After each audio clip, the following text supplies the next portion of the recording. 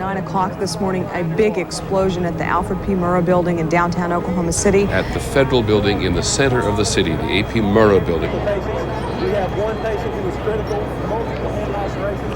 We need medical supplies. Let's go ahead and get back at least to Broadway, okay? Boy, it's just like an atomic bomb went off. It honestly looked like a war zone. It still does. Still remember that first day walking down the street and approaching the building and thinking, my God, this is like downtown Beirut. I mean, there were cars on fire, there's smoke everywhere, first responders all over, rocks and glass all in the street. It was more like a combat zone. And you could watch the building move because the core had been destroyed and you had the shell on three sides and the wind was moving the building. In some ways, that symbolized the magnitude of the tragedy. We'd have no idea at that time how many people died, but I knew that there are 3 or 4 people that I knew, one in particular, very well, that almost had to be one of them. And literally, my wife and I just sat down on the floor of the living room in front of the TV and just watched the unfolding in those moments ahead. Same emotion as every other person, just with stark unbelief of what we're looking at. And it came on the news, and I think along with myself, all the people in the room were just totally shocked that something like this tragic could happen in the United States of America. And it was just one of those moments that you always remember where you are. And I went on to class because I didn't know what else to do. But it was like everything started to move in slow motion. He'd holler at me, he said, "Son, come here." And we sat down, and I didn't even go to school that day. He was on the phone with a bunch of people. There was volunteers, groups going to Oklahoma City, and everything just seemed to stop. I've never seen anything like the Oklahoma City bombing in terms of destruction and obviously the loss of life.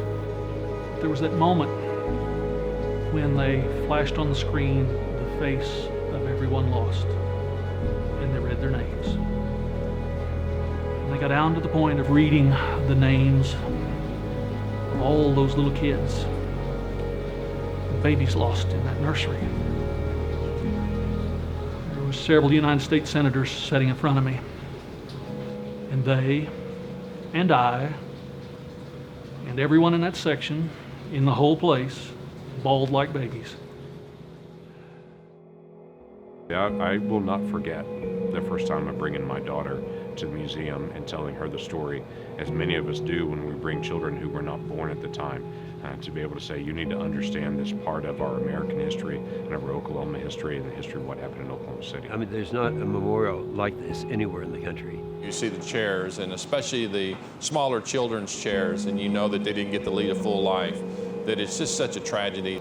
I think the community's done an outstanding job of making sure those tragic losses were not wasted. That's when I think we really coined the phrase Oklahoma Standard. Oklahoma's always helped Oklahomans. If a neighbor was hurt or someone in the community needed help, neighbors always show up. We remember in the times of greatest need how we and our neighbors across the country responded. That we hold that standard in how we do and focus on everything. It's not a question of if, it's a question of what do you need and how can we show up. And that's the standard that I think we showed the world that day. And we remember some of the help. The people came out of the woodwork from all over to help us at that time. So we challenge the next generation to be able to come here, learn from that, and to be able to have an impact on our world in the days ahead.